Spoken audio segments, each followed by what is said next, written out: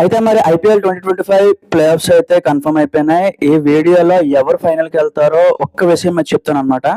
గుజరాత్, ముంబై, బెంగళూరు, పంజాబ్ ఈ 4 టీంలు అయితే క్వాలిఫై అవ్వడం జరిగింది అనమాట. సో ఇప్పుడు ఈ 4 టీమ్స్ లో ముఖ్యంగా బ్యాట్స్మెన్స్ ఎవరు బాగున్నారు అంటే గుజరాత్ అని చెప్తాను నేను. ఎందుకంటే ఇప్పటిదాకా హైయెస్ట్ స్కోర్స్ చేసిన వాళ్ళలో టాప్ 5 లో ముగ్గురు గుజరాత్ కి సంబంధించిన వాళ్ళే ఉన్నారు.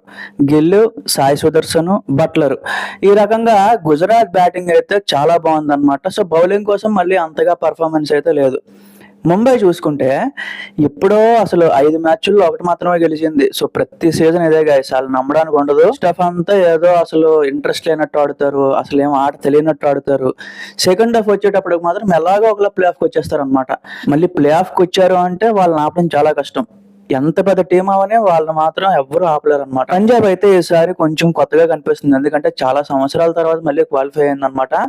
ఇక్కడ ముఖ్యంగా ఫ్యాక్టర్ ఏంటి అంటే శ్రేయస్ అయ్యర్ అని చెప్తాను నేను. శ్రేయస్ అయ్యర్ 3 టీమ్స్ కెప్టెన్సీ చేస్తూ కూడా ప్లే ఆఫ్ కి తీసుకొచ్చాడు.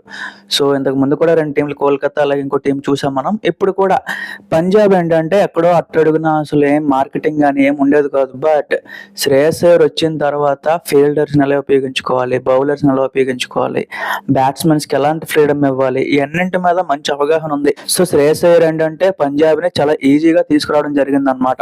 సో ఇంకొక టీం మీద డిపెండ్ అవ్వడం అవేం లేదు, డైరెక్ట్ గా వచ్చేసింది క్వాలిఫికేషన్ కి. ఇంకా బెంగళూరు గురించి చెప్పాలి అంటే ఇంకెంత చెప్పినా తక్కువే. వాళ్ళ స్టార్టింగ్ నుంచి పెర్ఫార్మెన్స్ అలానే ఉంది. సో కన్సిస్టెన్సీగా అలా కంటిన్యూ చేస్తున్నారు అనమాట. మరి ఇప్పుడు మెయిన్ భయం ఏంటి అంటే హెజిల్వుడ్ కంటిన్యూ అవుతాడా అవడా, ఈ రకమైన భయాలు అయితే మొదలైనాయి అనమాట. సో హెజిల్వుడ్ గురించి తెలియదు గాయస్, డౌటే. ఎందుకంటే వాళ్ళకి టెస్ట్ సిరీస్ ఏదో ఉంది. సో అందుకని చెప్పి హెజిల్వుడ్ మేబీ వెళ్ళిపోవచ్చేమో.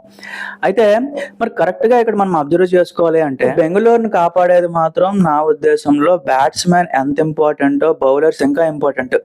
భువి కానీ, హెజిల్వుడ్ కానీ, సుయజ్ శర్మ కానీ, ఈవెన్ కృణాల్ పాండ్యా కానీ వీళ్ళందరూ కూడా సరైన టైంలో వికెట్లు తీశారు కాబట్టి ఈ రోజు దాకా బెంగళూరు క్వాలిఫై అయింది. బ్యాటింగ్ ఎప్పటి నుంచో ఉంది వాళ్ళకి. మెయిన్ థింగ్ ప్రతి సీజన్ అదే జరుగుతుంది. ప్లే ఆఫ్ వరకు చాలా బాగా వస్తారు, అంత బాగుంటుంది. బట్ ప్లే ఆఫ్కి వచ్చేటప్పటికి అందరూ హ్యాండ్ ఇచ్చేస్తారు అనమాట. అదేంటో తెలియదు, సడన్ గా టీం అంతా కొలాప్స్ అయిపోద్ది, అసలు ఏం ఆడలేరు. సో కంప్లీట్ పడిపోద్ది, డౌన్ అయిపోద్ది ప్లే ఆఫ్కి వచ్చేసరికి మాత్రం. బట్ ఈసారి ప్లే ఆఫ్ లో మాత్రం అలా జరగకూడదు అని ఫ్యాన్స్ అయితే కోరుకుంటున్నారు. నా ఒపీనియన్ ఏంటంటే guys, qualifier 1 Punjab versus Bengaluru, top 2 లో ఈ 2 వస్తాయి. క్వాలిఫైర్ 2 చూసుకుంటే గుజరాత్, ముంబై అన్నమాట. ఆ తర్వాత ఫైనల్ మాత్రం మాక్సిమం బెంగళూరు వర్సెస్ ముంబై ఉండే అవకాశాలు చాలా ఎక్కువ ఉన్నాయి. సో గుజరాత్ రాదా బ్రో అంటే మేబీ రాకపోవచ్చు అని నా ఉద్దేశం అనమాట. ఫైనల్ మాత్రం ముంబై వర్సెస్ బెంగళూరు, ఇది రాసి పెట్టుకోండి, ఖచ్చితంగా ఇదే జరుగుతుంది.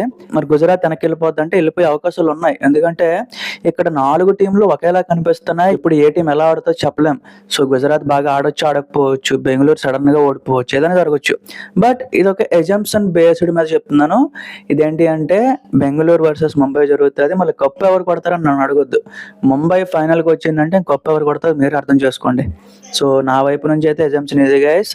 సో మరి మీరు ఏమనుకుంటున్నారు, ఏ టీం కొడుతుంది అనుకుంటున్నారు కింద ఒకసారి కామెంట్స్లో చెప్పండి.